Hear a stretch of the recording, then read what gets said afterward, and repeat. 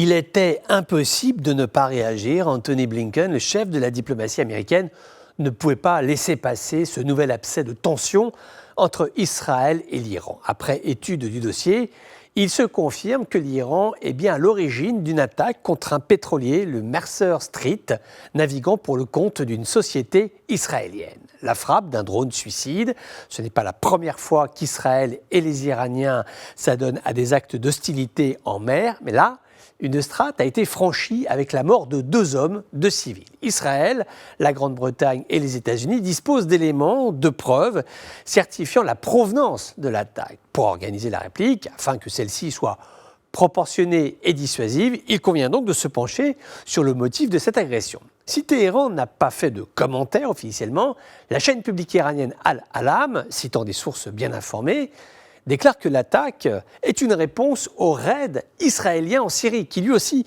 ce dernier raid a été fatal à 2 hommes. Alors que faire? Comment répondre à ce tir sur un pétrolier sans envenimer plus qu'il n'en faut un dossier déjà très compliqué, celui des relations entre Israël et l'Iran. Sachant que Ebrahim Raisi, le nouveau président qui sera intronisé aujourd'hui, n'est pas un tendre, c'est un pur produit du régime des Mollahs, qui a fait de la lutte contre Israël et les États-Unis un fonds de commerce idéologique, une rhétorique qui permet de justifier tout et son contraire. En Iran, quand ça va bien, c'est grâce à la révolution islamique. Quand ça va mal, c'est à cause de Tel Aviv et de Washington, parfois l'un avant l'autre, souvent même les deux.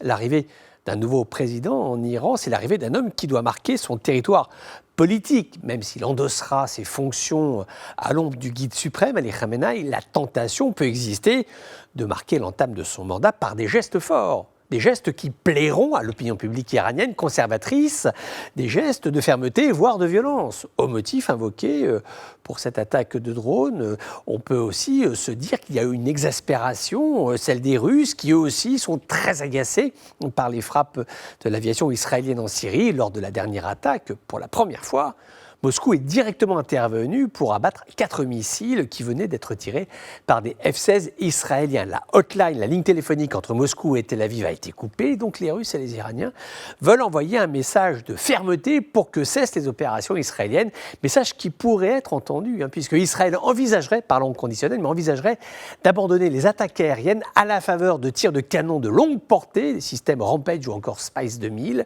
car en Israël aussi, la volonté est clairement assumée et affichée de ne pas lâcher sur un point, contenir l'hégémonisme de l'Iran au Proche-Orient.